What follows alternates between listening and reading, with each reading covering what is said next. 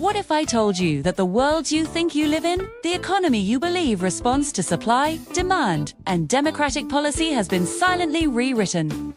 Not by elected leaders, but by institutions that do not need your vote, your approval, or even your awareness.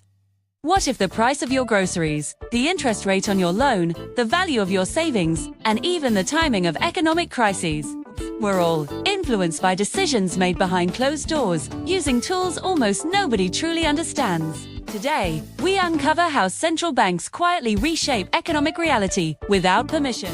And the strangest part is that most of the world still thinks the system is natural, inevitable, and beyond questioning. To understand how this began, we need to revisit the origins of modern money when gold-backed currencies still acted as guardrails on government spending. Back then, money couldn't be printed endlessly. Nations had limits. Debt had consequences.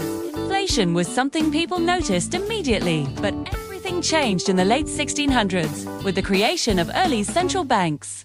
Starting with the Bank of England in 1694. These institutions held a strange new power, the ability to create money from nothing. Slowly, silently, that power began altering the structure of economies everywhere. Financiers, politicians, and theorists defended the system, calling it efficient and necessary. But there were always whispers. If central banks can create money, can they also create economic outcomes? If they can manipulate interest rates, can they guide public behavior? And if they can expand debt without limit, who truly owns the future? The picture becomes clearer over time. Early central banks were created to fund governments that couldn't pay their bills. Stores were expensive, empires were collapsing, and treasuries were empty. Governments turned to private bankers to create credit that didn't exist until they needed it. Money creation moved from mines and metals to ledgers. And economic reality shifted forever.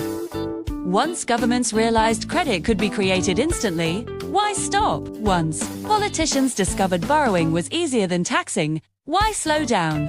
And once central banks understood they could expand or contract money itself, why would they ever give up that power? The world changed, and ordinary citizens were never asked for permission.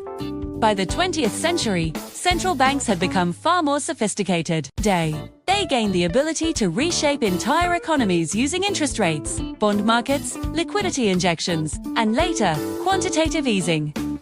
One by one, nations abandoned the gold standard, removing the final limit on money creation. And with that, central banks could inflate asset prices, deflate wages, stimulate markets, collapse markets, manufacture recoveries, determine which industries survived. Not through laws or democratic decisions, but through monetary manipulation behind closed doors. Most people never questioned it. They believed the economy was reacting naturally, unaware that the puppet strings were being pulled out of sight. But the illusion didn't last forever. The first major crack appeared during the Great Depression. Central bankers tightened money at the worst possible moment, turning a recession into a global catastrophe. They blamed markets and consumers, but history later revealed the truth. They misread the moment, and the world paid the price.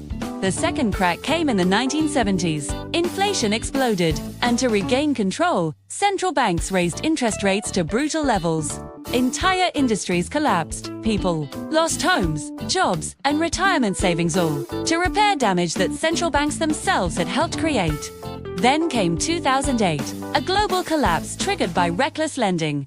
When the system fell apart, central banks printed trillions not to rescue citizens, but to bail out corporations, banks, and investors. It became obvious the economy no longer drove central banks. Central banks drove the economy. The biggest rewrite came in 2020. When the world shut down, central banks created more money in a single year than had existed in the previous century. Markets soared, small businesses died, and billionaires gained hundreds of billions, while millions of workers struggled. Economic reality had been rewritten again by decree, not by natural forces.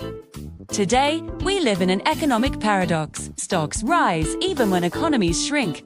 Housing becomes unaffordable while wages stagnate. Governments drown in debt but keep borrowing. Inflation appears, disappears, then reappears unpredictably. Crises arrive faster, but surprise no one. This is not natural. It is the inevitable result of constant intervention. Central banks are now trapped. If they raise rates, markets panic. If they lower rates, bubbles form. They print, currencies weaken. If they stop printing, governments collapse under their own debt. The system cannot fix itself. And reforms fail because the global economy depends on endless debt. Central banks can rewrite the rules anytime they want, and no one is accountable for the consequences.